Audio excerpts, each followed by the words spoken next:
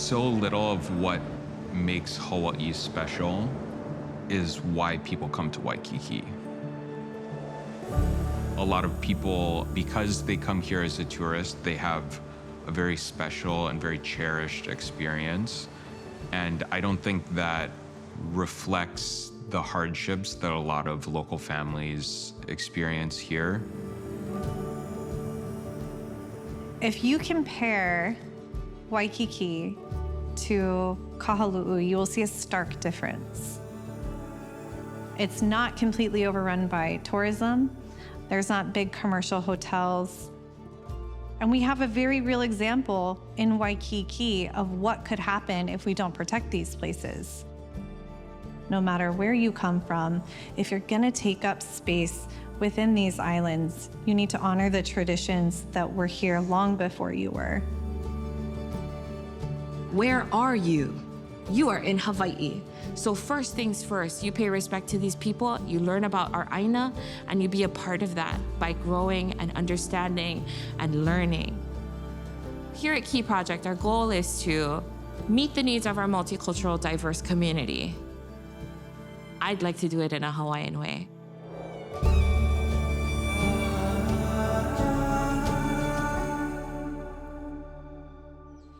Aiala o Kahaluu e Ika ua po ai hale. Being in a space and offering an ole or a chant is so crucial because our kupuna did it. The people who came before us, the people that were on this land for centuries. Nowadays, a lot of people just welcome themselves in and just go into places. But back in the old times, you had to say who you are and you had to be welcomed into that space. So we'll go over this ole a whole bunch of times until you feel confident, because that's the one that we will do for each place that we go. When we go out on Huaka'i, you are representing Key Project. So this is our ole kahea. This is what we do to introduce ourselves. Key Project is a community center. It's an acronym for Kualoa He'eia Ecumenical Youth Project. And we serve everybody from keiki to kupuna. So our goal is to make sure that their well-being and their needs are met. And we do that in whatever way we possibly can. Hello and good morning, everybody.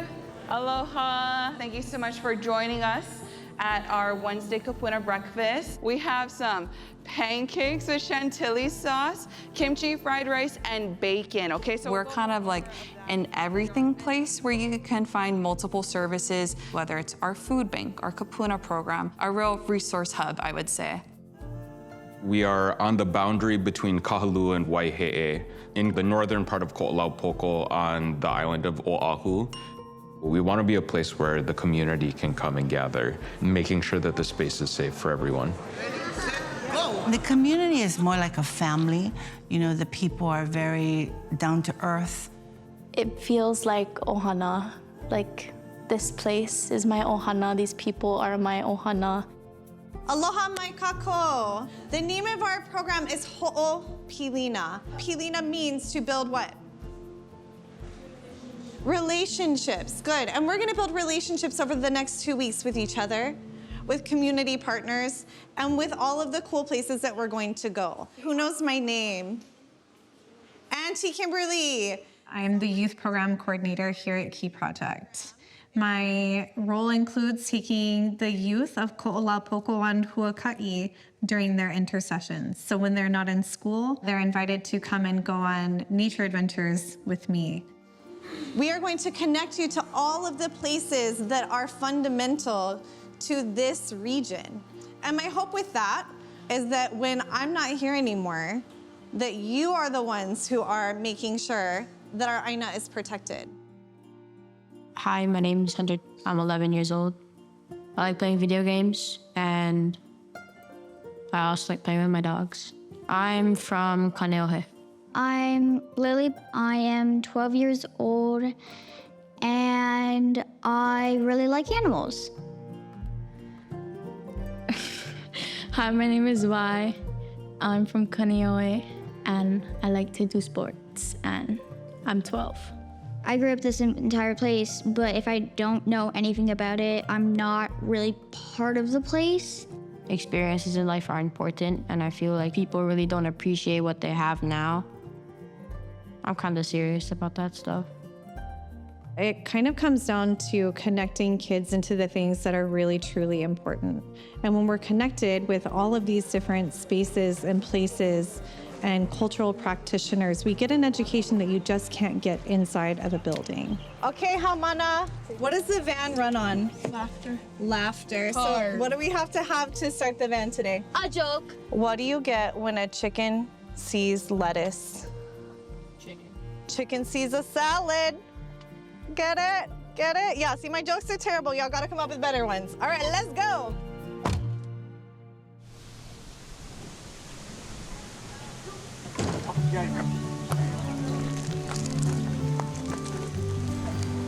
There's plenty different names for this kind of stuff. It's definitely invasive, and it will really mess up the plants if it holds them together so that their new leaves cannot grow. So if you guys are gonna pull anything, I really wanna try and make sure that you guys find the root on these, and then you pull out the root, yeah? My name is Joe. Yeah, hustle and party. They call me Uncle Party Party. I grow vegetables and children for the future. That's the top of my resume. What if we run out of either one? Even though these plants are things that we're pulling right now, they came from a place and they still have a use. So make sure that your ano is good. We can't advocate for things we don't understand, but I am hopeful that this is just one of those pieces that goes together to come up with the next generation of Aina advocates that knows enough to know when things are not right. You wanna see, you think I can do it? Yeah. Dang. We want them to know what they're doing. We want them to feel like they belong, and we want them to be proud of where they come from. Yay!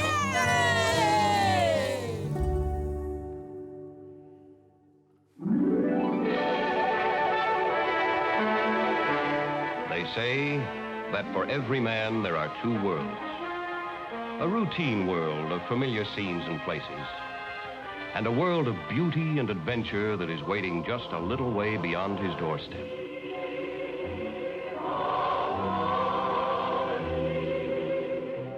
When I was born, Hawaii was a territory. As Hawaii got pulled in, sucked into the Western way of thinking, in the United States realm, I think a lot of Hawaiian families felt like if we're gonna survive, we've got to go along with this new culture that's come in, right? Here is our other world of beauty and adventure. Here in the lovely islands of Hawaii. Islands that seem so far away, and yet lie only 8 short hours westward from the mainland. We became a state in 1959. The doors kind of got blown off Hawaii in a lot of respects. So lots of development that came muscling its way into communities like ours because of statehood. Wonderful Waikiki is the resort area of the city of Honolulu. And here in Waikiki is where hotels and palm trees meet the sea. That was kind of the background that Key Project arrived in, facing development that was coming post-statehood and facing the war in Vietnam, a world situation that was impacting the very families that Key Project needed to serve. And thank goodness for those who saw the need to establish a Key Project in 1968. Key Project was actually just an area for folks to come and bring their children so that they could be immersed in activities, so that we could influence them at a young age and they could grow into wonderful people. Does anyone know how many fish ponds there used to be on the island of Oʻahu? Probably 10. Hundreds. Oh. All of the fish ponds on Oʻahu made us sustainable. We were able to feed ourselves. The kids who come into our program are local kids. They're not people on vacation looking for experiences. These are kids who really live in these communities and do want to perpetuate these practices. This used to be a fish pond. And there's been a history in Hawaii of places being overrun and overtaken, of places being turned into commercial properties. And swimming pools may dot the lawn where once a patch of taro grew. And I want our youth to see the things that have been maintained and fought for so that they have access to them today. Aloha! Does anybody know the Hawaiian word for fish pond? Loko'i'a. This place exists because of what our kupuna were able to do 800 years ago. So we're gonna try and do that same type of activity just to see if we can. If people took a second to kilo when they come here and look around, you can see that we're not happy with how things are going. It's really hard to see how it's changed within the last 15, 20 years because people who are Hawaiian are moving away, and it's because they can't afford it anymore. It's expensive. My best friend was going to school in Manhattan. We walked into a grocery store and we were like, wow, can you imagine how nuts this grocery store is gonna be? Because it wasn't just vegetables, there were also candles. That means it's bougie. I looked at the prices, I said, this is not bad. That actually just means that my local grocery store is the same price as a Manhattan grocery store. That's not reflected in my paycheck. And that's not just me, that's everybody. Everybody whose employer is here in Hawaii. And so that disparity, I think, is something that really taxes our families. It's difficult to make it work out here. I think like most families here in Hawaii, we tend to just work and work and work just to provide. And so we kind of lose focus on ohana. Okay, so back in June, I kind of overheard something. And then after looking at my daughter's phone, we discovered a lot that we didn't know was happening. Never thought our little baby would be into this, but we did find out that she was vaping and that she was doing other things. All this was really, really hard to find out. She told me she was bored. I just felt like I wasn't a good parent. I wasn't a good mom. She doesn't want to talk to me. She totally, completely shut down. It was like I was watching a zombie. I prayed and I prayed, then I searched, and I signed her up for the program. What is your personal intention with what you learned today? And everyone is going to have a turn to share. I think we'll sit and think for 30 seconds or so. My ohana came to Hawaii for the wrong reasons in some ways. But we came here because we wanted our children to grow up connected to a place where you were excited to wake up and go live the day. So your kilo drill is going to be very, very important because you're going to use it every day.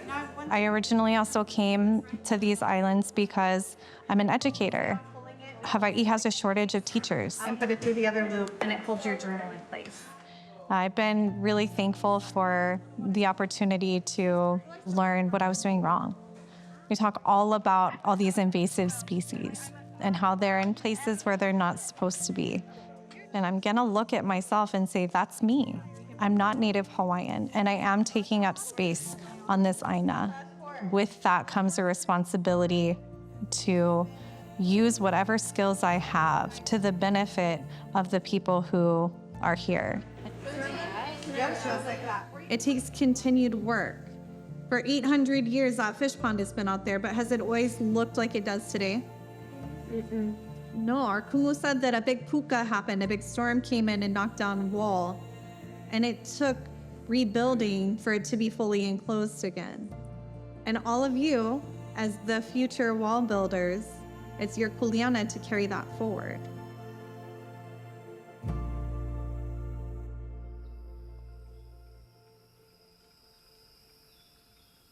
So this restoration site's been going on for 3+ years, and we have a lot of Native Hawaiian species in there, some really cool ones. And the work we're gonna be doing today is clearing out invasive weeds. we have to get rid of them and give these natives a chance. So what we're going to Kī be has doing is been really an integral part of our community, carrying forward that agrarian background that comes from each of our different cultures. Whatever culture you come from, somewhere in your history, it's going to take you back to working the land. Here's the deal, you guys. We've got too much stuff to do for me to drive you back. So don't cut your finger off, because it'll be so annoying, okay? It's pretty exciting that we are able to support projects that the community is working on. If we are with the kids, building that connection to the aina, like tangibly, good day. Yeah, good job, you're getting that. At first, I didn't really like working in the garden, but now, after this like a week, I really like going outside.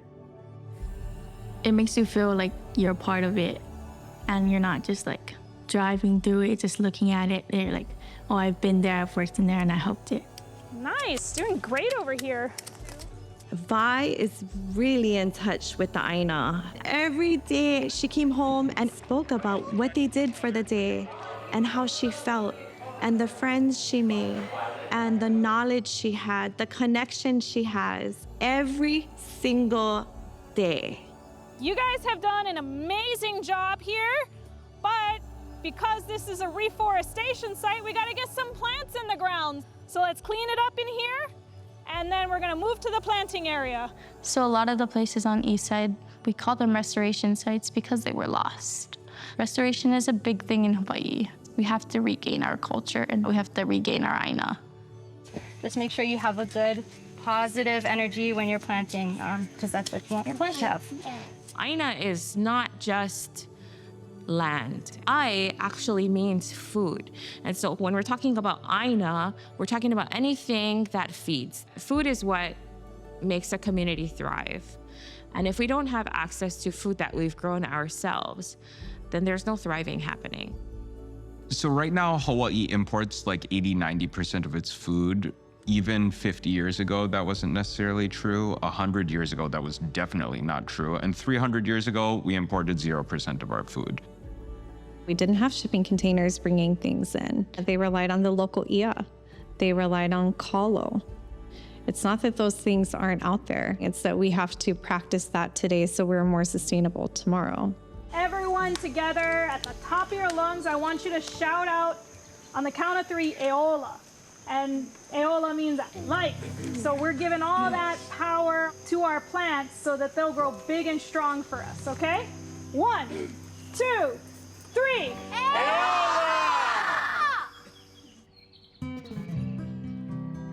On Hawaii Island, when the lava flows down, you'll see that there are these little spaces where the lava hasn't touched. Those are Kīpuka. So those are protected boundaries where native species and plants, they thrive.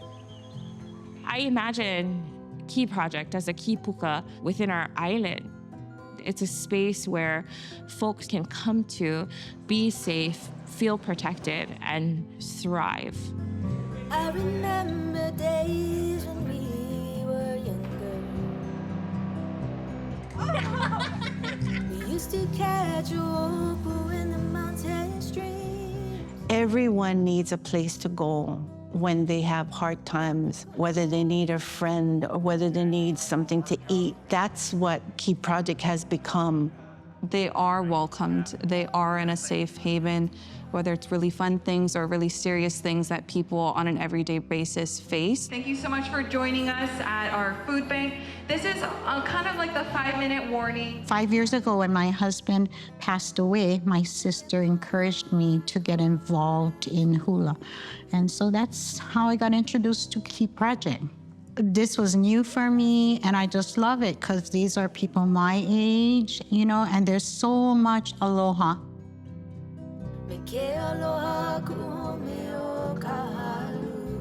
I worked for the civil service for the state 42 years.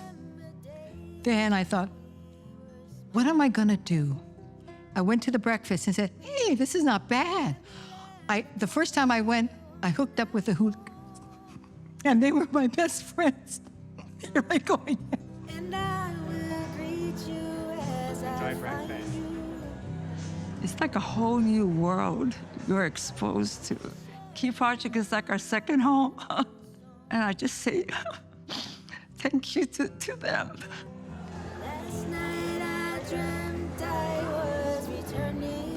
Nobody gets to stay young forever. It's very important that those growing up in a community like ours or any community can see that continuum. The Key Project has always served youth and seniors. We're still following that basic formula of making sure that keiki to kupuna are connected. Look, our kapuna over here has a field guide. Ask her name. So you meet each other.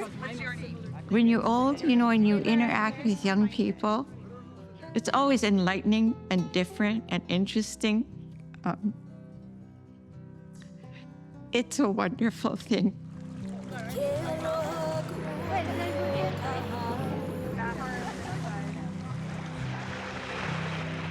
Something I like to do at the end of program is talk about the themes that have emerged throughout our week.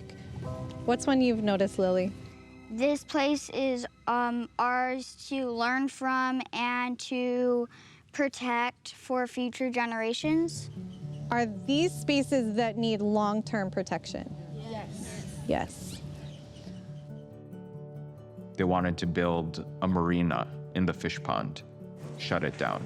At one point, I think Uncle John said that there were 14 different golf courses that were trying to be constructed on this side, shut down by community. At least a handful of those meetings happened here at Key Project, and that's a history that I think we strive to live up to. Every community needs a Key Project. When we have meetings where state officials, county officials, federal people come out to discuss projects that might be coming our way, we set up the table, they come to the table. You have power as the future generations of this land to do the same thing. From how much I've learned from Auntie Kimberly is astonishing because I never really knew that this was happening to our land. All right, you want to start us, Hunter?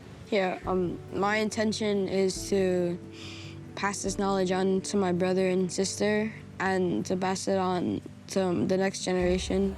Honestly, video games have gotten so boring since being outside and like working and stuff. It's way more fun than pressing buttons all day. My intention is to go to community work days and use the mana'o that I learned from this program. I hope that they feel empowered to go to these places and help when a hurricane comes through and we need to do cleanup, because that will happen. There will be natural disasters that happen that we need to clean up. There will be commercial developers who come in who we have to push back against. And I want them to really believe that they can make the world a better place. Uncle Wally shared that things that are significant are given a name. Are you significant? Yes. Yes. The people in this circle are all significant people. I hope that they're all your friends now. And I hope that these 2 weeks are something that will stick with you. The world is big, there's a lot to do. Finding the place where you are connected and taking care of that place is such an important thing. We're not in this for the money. We're here to help the people who we care about the most. This is the place that I grew up in, and there's nothing more that I would rather do than to serve my community.